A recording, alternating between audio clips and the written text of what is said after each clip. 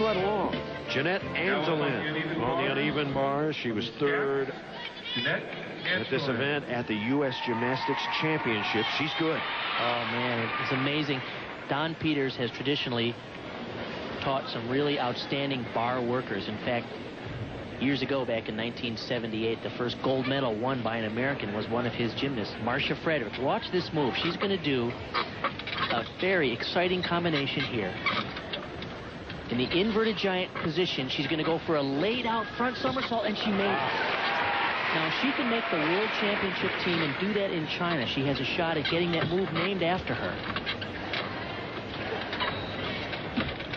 Oh, she went the wrong way in the handstand. Oh.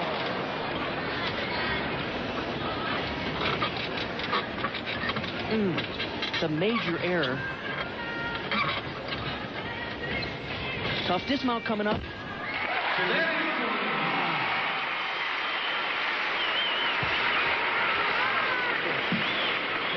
That's a tough break.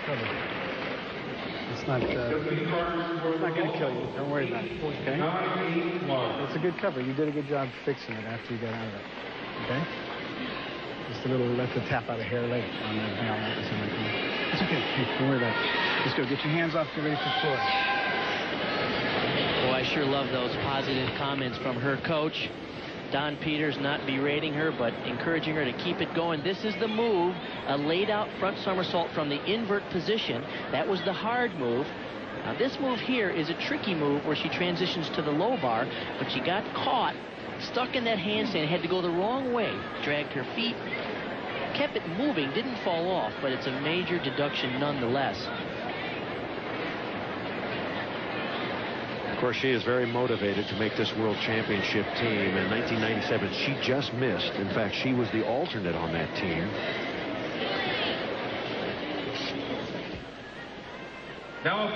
We'll get her score in a moment. Tasha Schweiker ready for her vault. Got a lot of the qualities you like in a young gymnast. Powerful, graceful. She's got a lot of bounce. Okay. A little sloppy form there towards the end, but high and well done.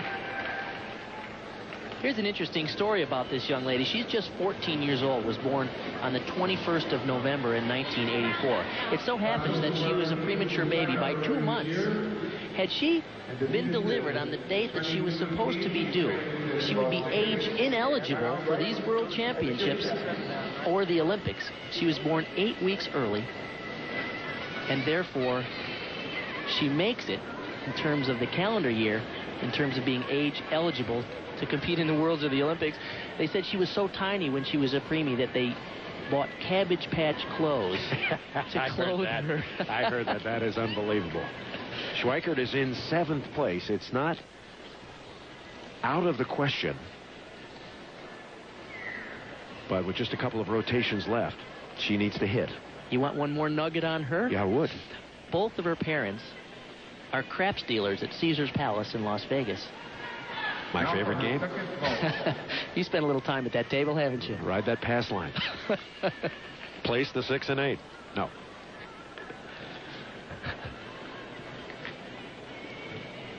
(9-1-6-2) her first vault score.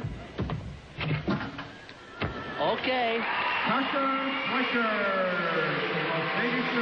Half on, tuck front off out of the Yurchenko position. That's her coach, Cassie Rice. Former gymnast at the University of Oklahoma. She and her husband, Mike Rice, coach Tasha. Well, rotation 2 is over. We're halfway to deciding the 3 final spots on the world team. And when we come back, we'll talk to Vanessa Atler about the recent upheaval in her gymnastics career. Stay with us. Official score of Jeanette Antolin on bars despite a major mistake. She still received 9.250 bars. And you know what's interesting about that? The scores range from 8.95 to 9.4 for the judges, so they clearly didn't quite know what to do with her. The standings after 2 rotations, Elise Ray continues to lead. Antolin stays in 2nd place. Beckerman is 3rd. Dancher is 4th. White, Phelps, and Chow. Morgan White warming up. We'll see her very, very soon on floor.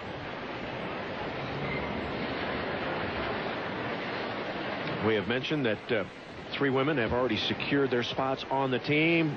Jenny Thompson left on the far side, Kristen Maloney in the middle, and Vanessa Atler on the right side.